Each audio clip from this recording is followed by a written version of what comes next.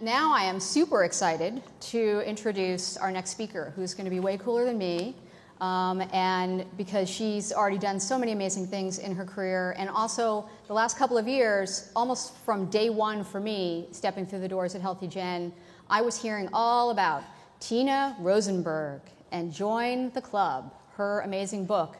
And if I had a penny for every time somebody on the applied research team has quoted that book or referenced that book, boy, now that would fund all the ACEs work that we want to do in the entire state, every peer program that we want to have, because we're all just fangirling a little bit over here. Sorry. I think hopefully Tina doesn't mind that. But according to award-winning author and journalist Tina Rosenberg, we could all benefit from a little peer pressure, which I think is great. We really believe that everything's about relationships, so this really fits in with our way of thinking about things. A journalist for more than 25 years, Rosenberg has spent her career covering some of the world's greatest problems. One of the founders of the Solutions Journalism Network, Rosenberg now wants journalists to do more than just point out society's failings. She wants them to cover how people are responding. Sounds kind of like us, huh? We like that. Her popular New York Times column, Fixes, which we've been loving reading. If you're not reading it, go read it. Focused on exploring solutions to major social problems, including the healthcare crisis and widespread poverty, and examines different strategies across a range of communities and organizations. A winner of the National Book Award and the Pulitzer Prize, Rosenberg's most recent book, Join the Club, How Peer Pressure Can Transform the World, takes readers around the globe to show them the power of positive peer pressure. So I am super honored to be the one who gets to bring Tina Rosenberg up to the stage today. Thank you. Thank you so much. Thank you. My stuff off here for you.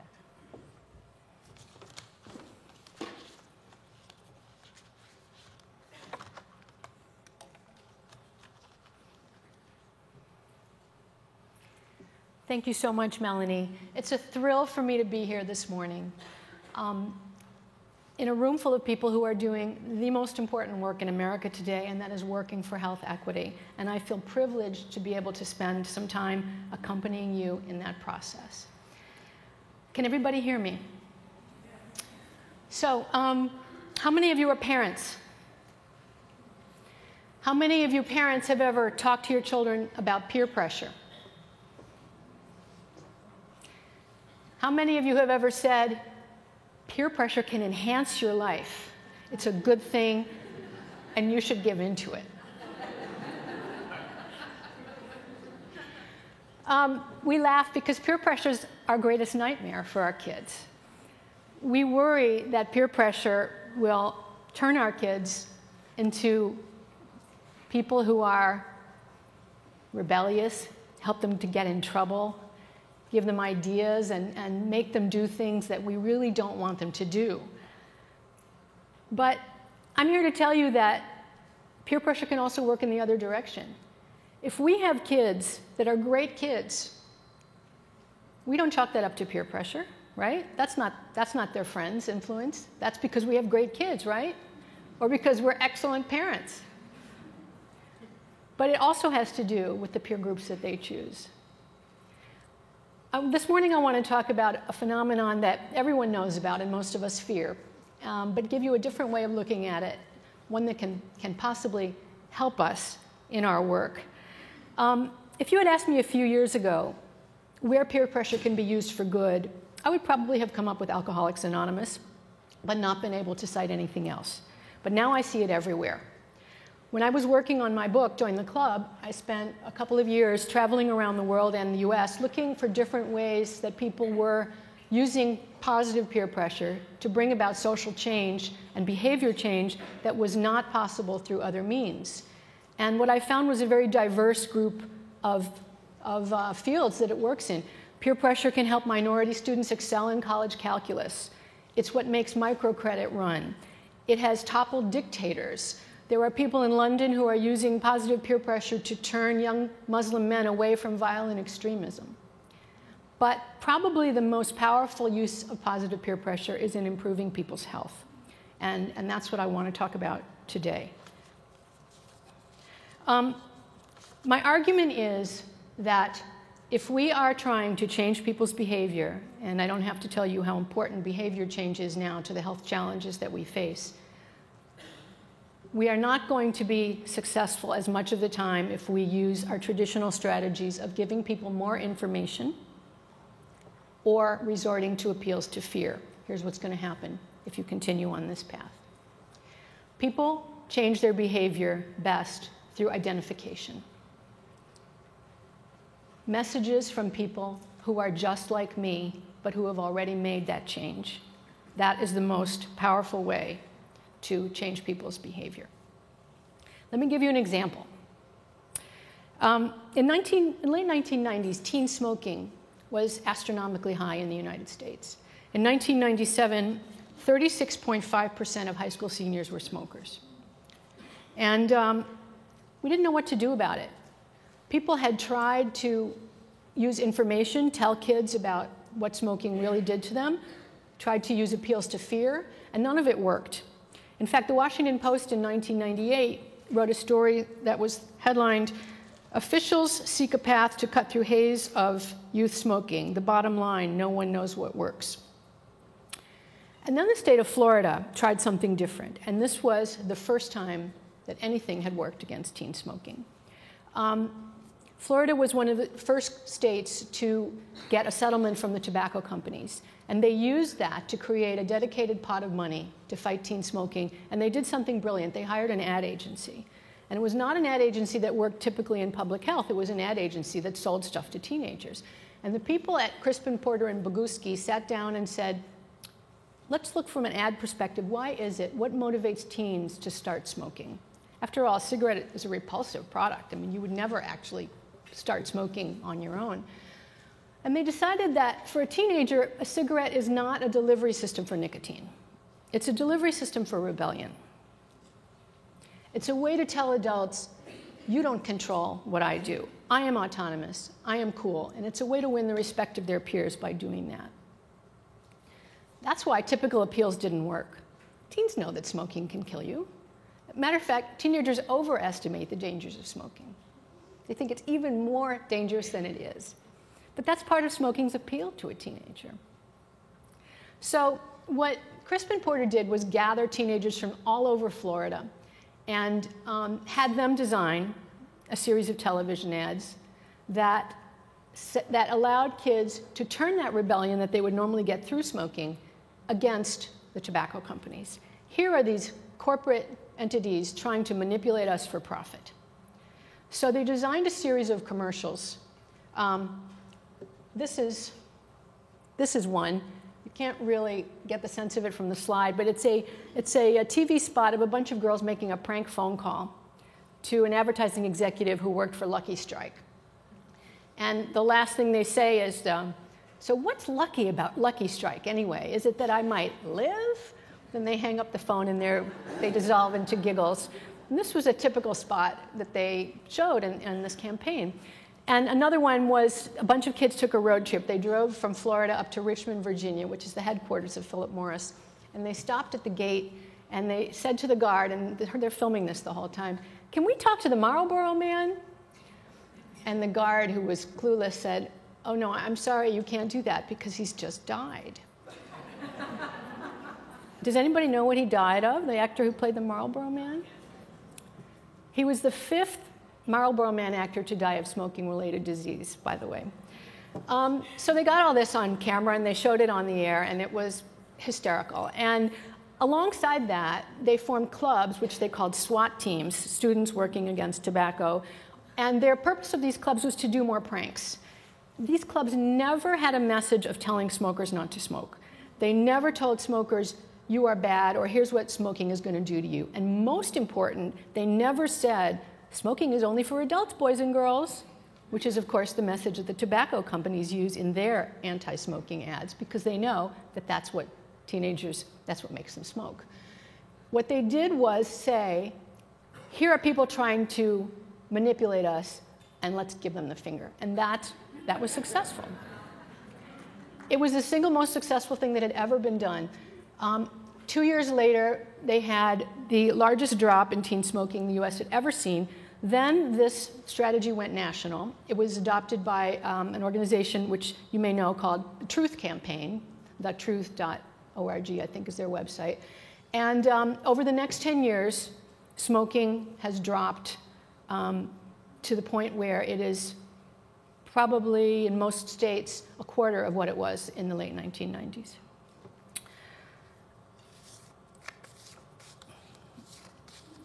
Now, you may be saying that those are teenagers. Surely this doesn't work with adults. And after all, when you're a teenager, you're very susceptible to peer pressure. The part of the brain that regulates judgment is one of the last parts of the brain to develop, which is not news to anyone who's a parent of a teenager. And adults are not as susceptible to peer pressure.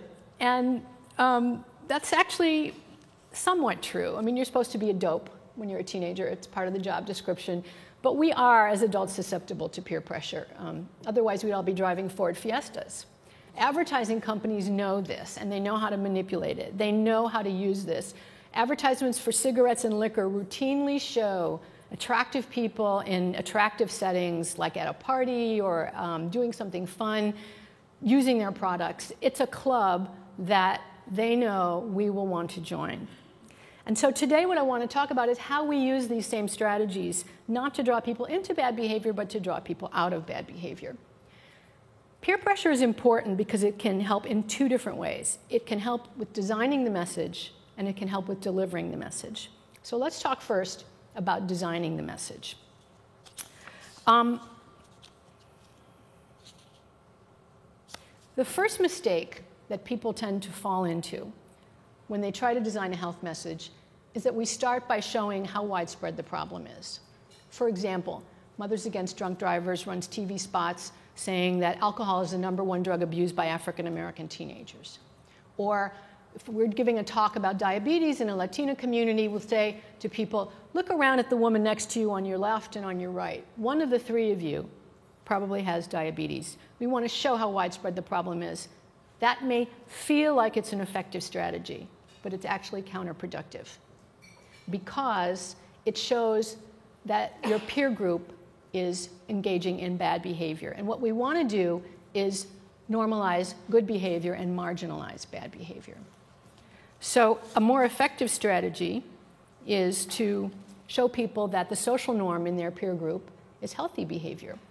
Now let me give you an example. This is an example about binge drinking on college campuses, which is something that's unfortunately back in the news because it leads to all sorts of bad things, including sexual assaults. But in the 1980s, Northern Illinois University in DeKalb had a very bad binge drinking problem, and they tried several things to deal with it. They tried sending students the message that here's the bad things that can happen when you drink a lot at a party, and that didn't work. Then they tried a variation on that theme, which is drinking is okay in moderation, but if you drink too much, here's what's going to happen to you. And then they surveyed kids to see if this was working, and they found out that in 1989, 45% of kids drank more than 5 drinks when they went to a party, which was slightly higher than when they started the campaign. But here's what was interesting.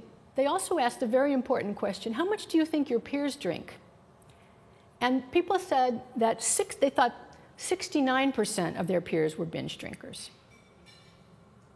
So this is interesting. We know that kids use the reference of what their peers are doing to regulate many behaviors, and drinking is a prime example. But what the folks at Northern Illinois University thought was maybe they're listening to imaginary peers. Maybe what they're doing is responding to peer pressure that actually isn't there. So what they decided to do was start another campaign, and they took out ads in the student newspaper. I mean, that was social media at the time. And here's one of them. Most students drink moderately. And they just cited the evidence, and at the bottom they have a footnote to show where it came from, so it gave it some credibility. And they also gave out posters using sort of more economical versions of this to hang in their room, and they told students, we're going to send people around to see if you have these posters up, and if they catch you with the poster up, they're going to pay you $5, which at the time was a considerable amount of money. And 33% of kids did have these up in their rooms. And so what was not new was people care about what their peers do. What was new was that people were grossly overestimating the amount of drinking their peers were doing. And now that they knew the truth, a year later, the figure on how much people binge drank was down from 45% to 38%. The figure on how much they thought people binge drank was down from 69% to 61%. 10 years later, those figures had dropped for 25% of students actually drank more than 5 drinks, and they thought that 33% of their students did. That's a 44% drop in binge drinking over 10 years using this strategy. So again, you're saying teenagers. Surely that doesn't work with adults. But it does. And I want to give you an example that comes from Dr. Robert Cialdini, who is a psychologist at Arizona State University, does a lot of research on how people influence each other. I recommend his books. They're a lot of fun to read also. And he did an experiment with these. This is a card you see in your bathroom that says, help make a difference, hang up your towels. You see them all over the place. So Cialdini looked at what makes people actually hang up their towels. And he discovered that help make a difference isn't very effective. What's more effective is the message, most people hang up their towels. What's even more effective is the message, most people who stay in this room hang up their towels. Why we care. We're very rational creatures, humans. So have you ever seen a message in your bathroom in a hotel that said most people hang up their towels? I haven't. This information was published in peer-reviewed journals and was covered in, like, I don't know what the journal is called, Hotel Managers Weekly or whatever. It wasn't secret, and yet hotels don't do it. And they don't do it because it's so counterintuitive. It doesn't seem like it should work. Cialdini surveyed people about what will make you recycle more. And people answered, oh, well, I'll recycle more if I learn about how recycling helps the environment. And then he actually tested it to see what made people recycle more. And that message didn't work anywhere near as well as your neighbors are recycling. But nobody thinks that they're swayed by that. So, and that is why a lot of these strategies often are not adopted as widely as they should be. So that was point 1. Don't talk about how widespread the problem is. Point 2, I've already touched on. People do need information in health campaigns, but that should not be the primary focus of your health campaign. Information and motivation are 2 different things. Information doesn't motivate people. Are any of us lacking information about the health benefits of French fries? No, that's not the issue. Appeals to fear are also often counterproductive. They work in some people, but the people they work in are generally not the people we most need to reach. Let me tell you a rather chilling story from South Africa. South Africa was doing household surveys on HIV, and they found that people understood what risky behavior was. But they also found that 2/3 of the people who in the survey were HIV positive, and they didn't know they were because these were anonymous surveys, 2/3 of those people said, I'm not at risk personally. They could recognize risky behavior when they saw it in someone else, but they couldn't recognize it in themselves.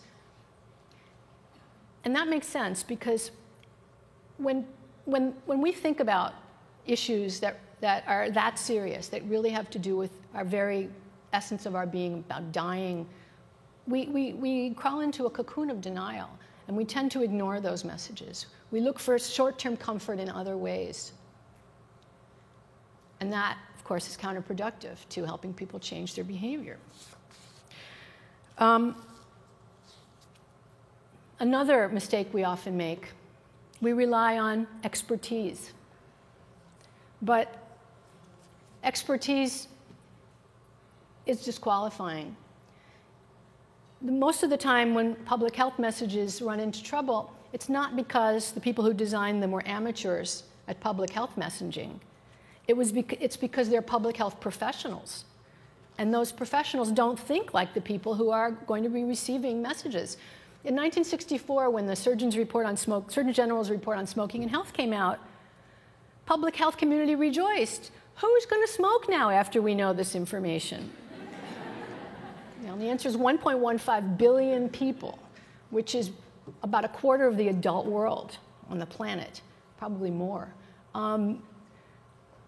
If you are someone who's concerned about public health, who knows about public health, who worries about it enough to work in it and to help people change their behavior, then you have no idea how your target thinks. And you're not the one who should be designing these messages. You should ask them to design the messages. So to recap, these 4 strategies, often used, tend to be counterproductive. So what does work? What works are strategies that show people that their peer group is already doing something, and it's a peer group they want to join. The Truth Campaign now is using this very interesting thing on their website. They start out how much teen smoking there was in 2000, 23% of teens smoked. Today, and their slogan is, we can get it down to 0%. Showing that people are already doing this is what works. You want people to be able to say this: I can be like my friend whose life has changed. You want them to identify with their peer group who have already made that change. And in public health, that means letting people know that most people take care of their health, because most people do. So that's how peer pressure can help you design a more effective health message. Now I'd like to go into how peer pressure helps you deliver a more effective health message.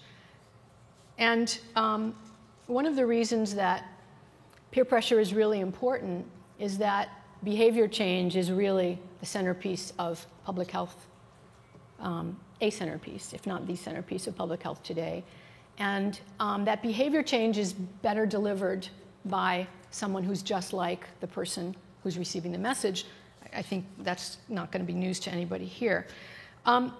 This is well proven. For example, in tuberculosis, the most effective intervention to get people to take tuberculosis medicine, which is a 6-month course of unpleasant medicine that has to be taken even after you feel better, is an intervention called DOTS, Directly Observed Treatment Short Course. 6 months isn't very short, but compared to other things, it is. And DOTS has several different parts, and some of it is better supply management and diagnosis, but the main thing it's named for is people watching other people take their medicines, and that can be a family member, a friend, a community health worker, et cetera. When Ukraine went to a DOTS system, their tuberculosis cure rate went from 57% to 81%. When China adopted DOTS, their TB cure rate went from 50% to 94%. And prevalence of tuberculosis fell by 40% in DOTS, in areas that were using DOTS. I mean, this is a robustly proven way of getting people to change their behavior. But we don't use DOTS in America much. And when you talk to people about it, doctors say, well, it's kind of intrusive. I mean, we give people a little bottle of pill that says take with food, but it doesn't on it say take with wife, take with child. I have a 9-year-old, and she would just adore having the job of reminding me to take my medicine every day. It's pretty effective, but we don't do it because we don't, in America, think that we'll put up with stuff like that. I'm not sure that that's true. But one of the great things about using peers to deliver health interventions is that not only is it cheaper to do it through family members, friends, and community health workers rather than a doctor, it's much more effective. Doctors are the wrong people to work for behavior change. You have too little time with a patient. You don't get into how they live, what really motivates them. You don't know any of that. You're not considered somebody who understands their life. Many doctors will just hand you a sheet of paper as you walk out the door saying, oh, here's a diet and you should follow it. I mean, I consider that close to malpractice. That is not going to work. And it's very, very difficult for doctors to do that. But peers and family members can. And there's a lot of different models about how this is going to happen. One is community health workers, which are much more widespread in other parts of the world, especially in resource-poor countries, than they are in the United States. They're growing in the US. There are community health worker programs. When they're well-designed, they work very well. They will probably start spreading more now with Obamacare.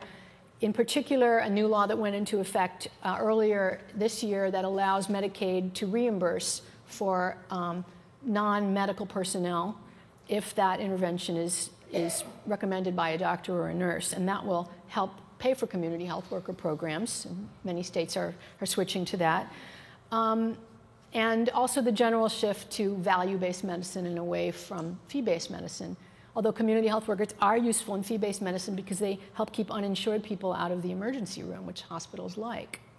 But we also have health coaches all around us. And one of the great things about having a peer or a friend as a health coach is that being a mentor helps more than being mentored.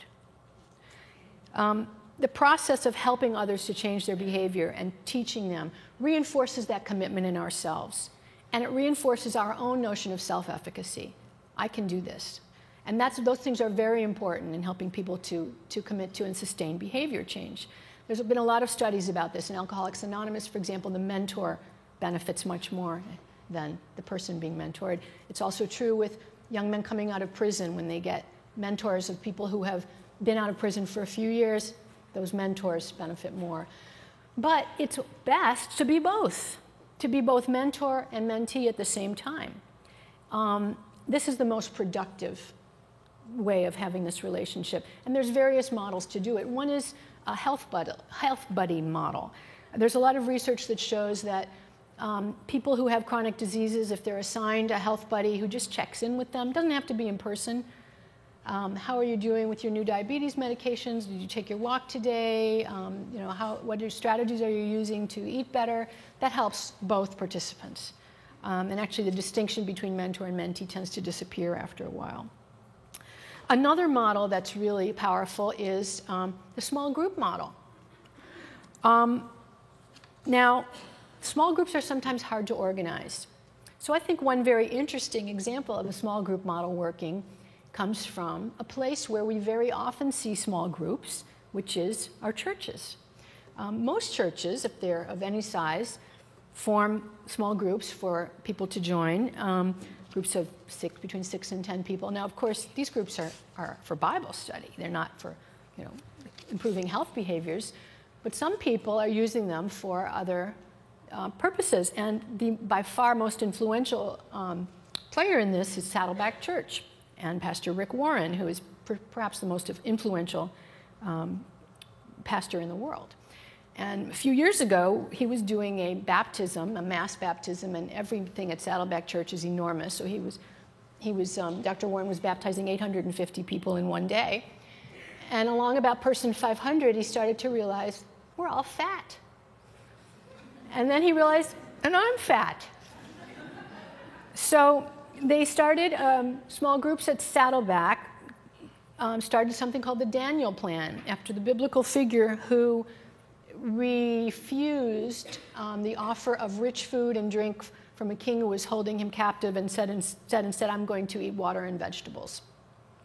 So these groups take the view that we are all stewards of our bodies for God, and it is we praise God by taking better care of our bodies, and so they now have all sorts of activities that the small groups do, along with fitness and recipes, etc. And it has been very effective. And not only can you do it if you're a member of Saddleback, you can do it online. And Saddleback's member churches have done this all over the world. So that's one possible model. Another model that is useful is just informal groups of neighbors. And I want to tell you about one of them and show you one possible pitfall in all these. And this is a group that my sister-in-law, Sylvia, started in suburban New Jersey. She wanted to lose some weight, and she had friends who wanted to lose some weight, so they decided that they would meet every 2 weeks to talk to each other and help each other, support each other, hold each other accountable, AA style. But here was the problem. They knew each other too well. One person went on vacation to France and came back and gained 5 pounds. Obviously, everybody said, totally understandable. You were in France, you have to eat all this rich food. The group descended into a group where people were providing social permission for bad behavior. That was even worse than not having a group at all. If you have a group like this, you need to have social permission for tough love.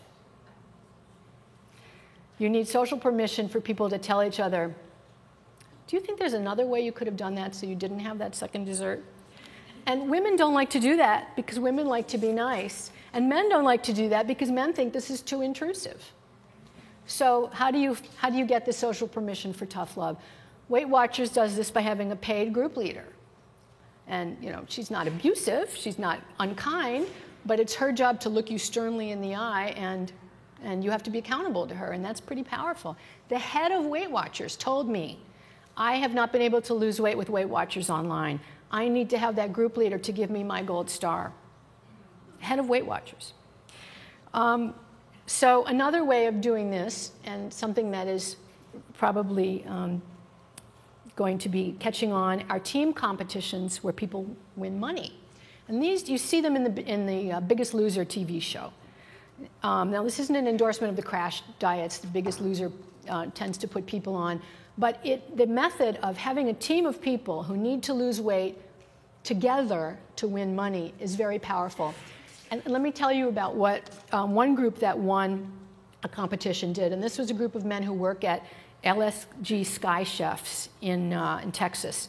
In Irvine, Texas. They make airline meals. Remember airline meals, everyone?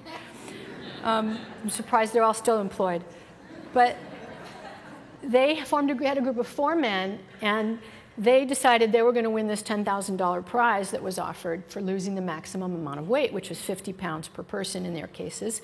And they policed each other. They would take their phones and take pictures of each other's meals. They would catch you having that cookie at lunch. One guy picked up another guy's frozen dinner he was eating for lunch, and he said, this actually has too many calories and cholesterol. You shouldn't be eating this. They were incredibly intrusive. Now, normally, men would never do this to each other, but the prize, this $10,000, gave them guy permission to police each other, and it was very successful, and they won. They split a $10,000 prize between them. Another model that is really intriguing is something that isn't done that much in the United States, although you do see some of them. It's much more popular overseas, and that's called a time bank. Do people here know what time banks are? A few. So, here's an example from a time bank in London called Rushy Green, where they're planting a garden. And here's a diagram of how time banks work. And what a time bank does is when you enroll, you say, here's what I'm good at doing. I know how to fix computers, or I'm a good cook, or I can drive people, or I clean houses. And every hour of work is valued exactly the same, which is important. It's why the IRS says this is not taxable income. And so you contribute an hour by driving somebody to a doctor's appointment and driving them home again, and then you get an hour's worth of credit, and that means that you can then get a service from somebody else, whatever that service might be. So Rushy Green set up this time bank, and what's interesting is that Rushy Green is not a neighborhood association, it's a primary care health practice. Now, why would a primary care health practice set up a time bank? And the reason is to help people manage diabetes.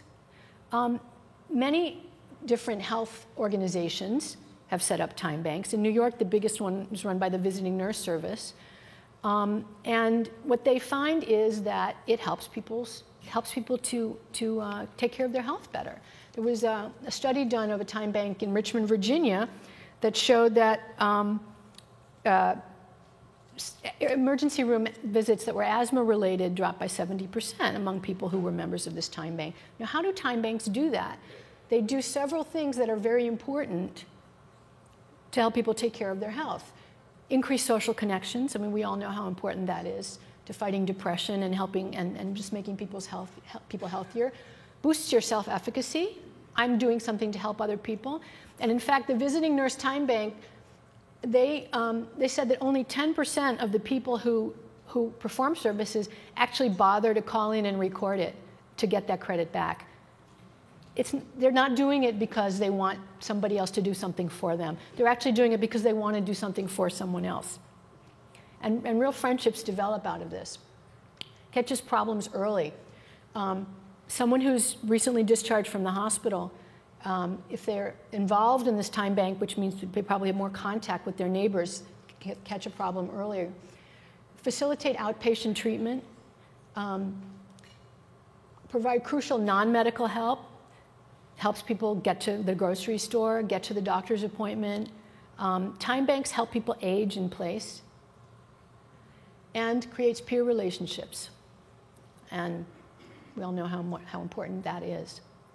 So there's a couple of websites, TimeBank.org or TimeBanks.org. There are organizations of time banks in the United States and elsewhere, and they can help people to set them up. But I think this is something that people who work in community health should be considering doing. The last strategy I'm going to talk about is perhaps the most complex, but I think it's the most powerful. And it's called positive deviance. Now, a positive deviant is someone who has the same resources as other people but is doing better. And let me tell you the story of how this started. In 1990, there were a couple who worked for Save the Children in Thailand named Jerry and Monique Sternin, and they were invited by the government of Vietnam to come to Vietnam, among the first Americans to be led into Vietnam, because Vietnam was going through a transition in agriculture and they had very widespread malnutrition bordering on famine. So they wanted the Sternins to help find ways to help people nourish their children better. The Sternins went, but they really weren't experts on nutrition. But they said, we know where to find some. So they went to a village, and first thing they did was they had a meeting of the village, and they said, let's do a survey of people in the village. And we want to go around to different houses and see how people are doing.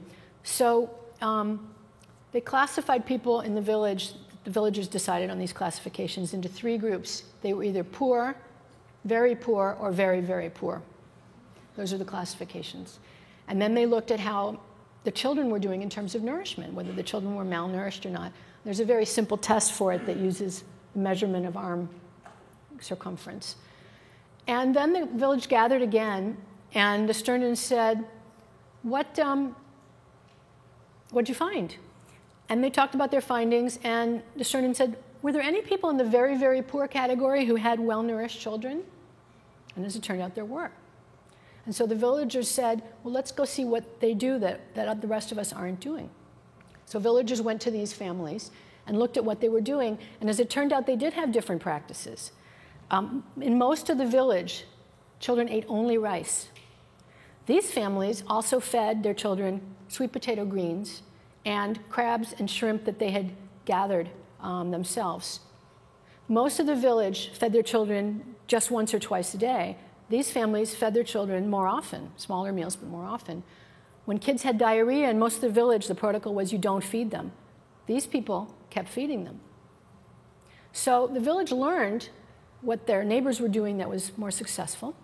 And then the question was, how do we best spread this practice? And what the village came up with was, let's have clubs. Let's meet at the house of one of these positive deviant families, gather your neighbors, and we'll cook together every afternoon. And to be able to come in, you have to bring a handful of sweet potato greens or crabs and shrimp that you collected. And we'll add it to the pot. And then we'll all cook together and we will practice this new behavior. And they did this for 2 weeks. And then they stopped and they saw if people adopted the practice or not. And those that didn't adopt it, they started another round for another 2 weeks. And this was brilliant because it allowed people to put this practice into muscle memory. I'm going to get used to going out and gathering crabs and shrimp and sweet potato greens, and I'm going to get used to a different way of feeding my children. This improved nutrition in that village to the point where Vietnam decided to spread it to the whole country, which they did. And it had a tremendous effect on child nutrition in Vietnam. There's a not very informative picture of Jerry Sternin talking to some Vietnamese mothers. So this is a practice that asks people to look for their strengths, not their weaknesses. What is it that this village is doing well, and how can we build on that? Which is something that you all are already doing, and we all know how important that is. And it values practices that come from within the village. It's ours. It's not brought to us by someone outside. The outsider just facilitated this process. And of course, since people were already doing it, it was feasible. Didn't cost too much or wasn't too difficult. So the positive deviance practice has a lot of advantages. There's an institute called Positive Deviance Institute, which is headed by Monique Sternin. Jerry is passed away, at Tufts University, and they have a website, I think it's positivedeviance.org, that has a lot of information on doing this, and examples of positive deviants who are using positive deviance. So to sum up, my argument is the most effective way of getting people to change their behavior is to have them utter this sentence, to help them to understand that they can be like their friend whose life has changed. This was something that was said to me by a man who ran South Africa's very successful teen AIDS prevention program, which didn't talk much about AIDS at all. It just helped kids join these clubs that gave them a reason to change their behavior. Worked very well. But the strategies that I've mentioned today are, in a sense, done by your peers. And these are the positive deviants. And we can learn from what they're doing and adopt some of these strategies to help us do better in this very important work. And I wish you all the best of luck.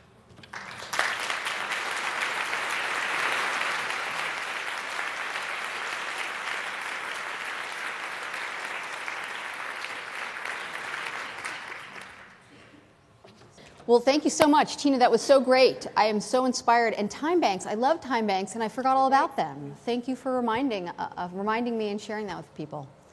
Do you want to take one or two questions? Absolutely. Okay, great. Do we have a few questions?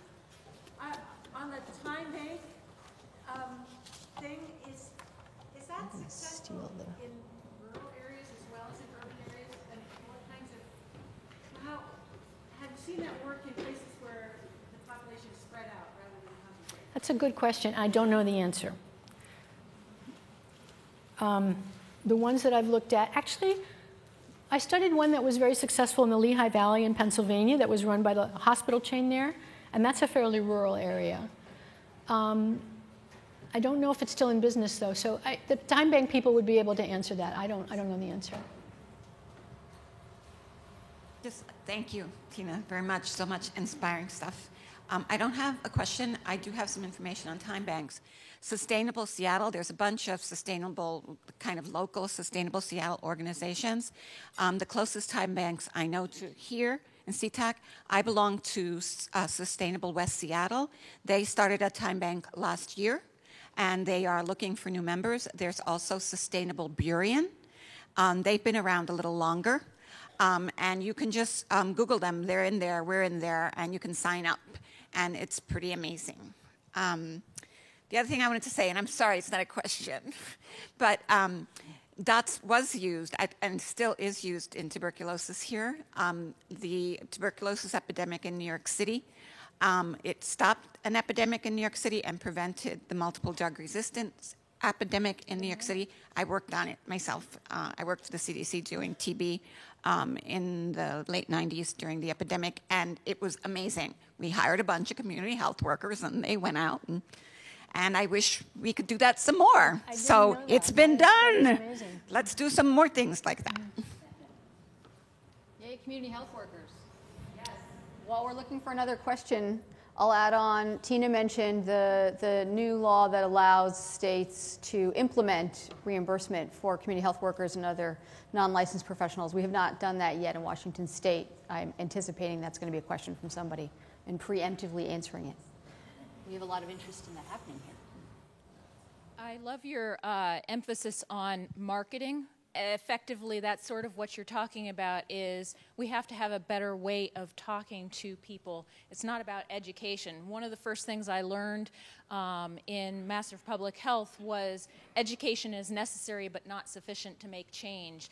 And that's effectively what you're saying is, sure, fine, we have to do education, but we have to find ways that people will be able to reduce their barriers. And through the peer network, that's one of the big ones. As far as the time banks go, can you comment on how to make this a positive thing that people will actually go to? As an example, Craigslist is something that a lot of people use at this point. It started very small, but there was already an idea of a want ads that you post a request and you get a service in back. Effectively, you're talking about kind of the same thing except through a barter system. Right. But the requests that people are going to be asking for are not ones that people are normally thinking about asking for. I need to go get my meds from the pharmacy tomorrow. Let me post it online and see if somebody can give me transportation. The comment over here was asking, you know, we need more members for our sustainable time bank. Well, that's effectively the question I'm asking is, how do you, number one, get people to think that they should actually ask for that service? It's so tiny, but it's actually important to them. And number two, how do you get volunteers to actually see that they should go on and do this?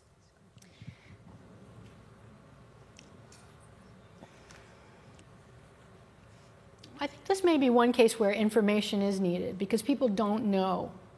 This is not a case where we know this information, I just don't apply it to myself. So I think you do need to tell people that, first of all, it isn't volunteering.